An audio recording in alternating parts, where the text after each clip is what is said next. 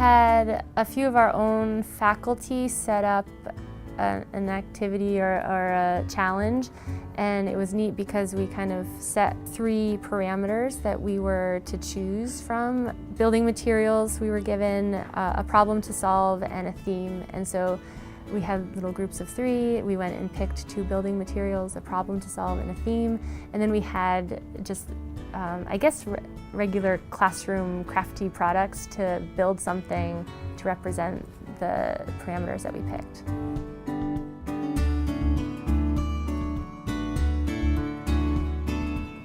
I had a plan, so the kids were learning about the intolerable acts, and I had a plan, like they analyzed a couple political cartoons on Tuesday, and my plan was to have them recreate those political cartoons from a different perspective, like a non-dominant perspective.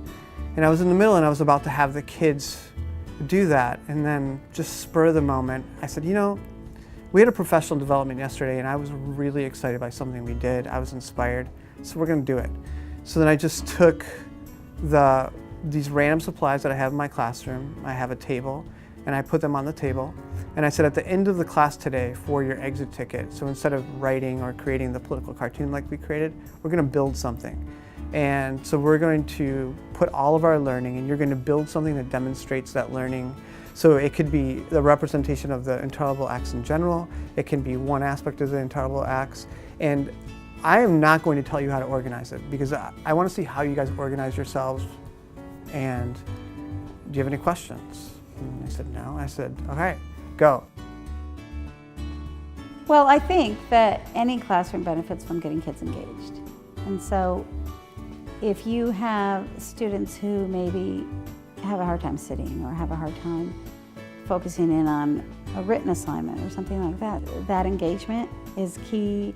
It's them showing you in a different way that they understand what's going on, that they have ideas, they have an interest in it, even though if you gave them maybe a more traditional thing, you may not see that same result. And it still allows the students to construct from, you know, whatever ideas they have. It's not me telling them, this is the product I want you to have as your end results. And as long as they're addressing, you know, those learning objectives, you can get some pretty powerful products and engagement on the student's end. So they just knocked it out of the ballpark, and they had so much fun. There was so much laughter, and a lot of the kids who don't normally take ownership or take leadership really took ownership of what they had done in the class. At this point, and I think I'm in the beginning stages of using STEM in my classroom and using challenges and getting kids and pushing kids and challenging kids that way, I guess I try to give them a spectrum of sort of the easy way out and the next level. And so I try to define those levels for them, especially with something like symbolism. We talk a lot about concrete versus abstract and the value of both of those ends of the spectrum, and where do you want to push yourself right now? And so I guess I try to put it back to the kids and help them decide what their next level is.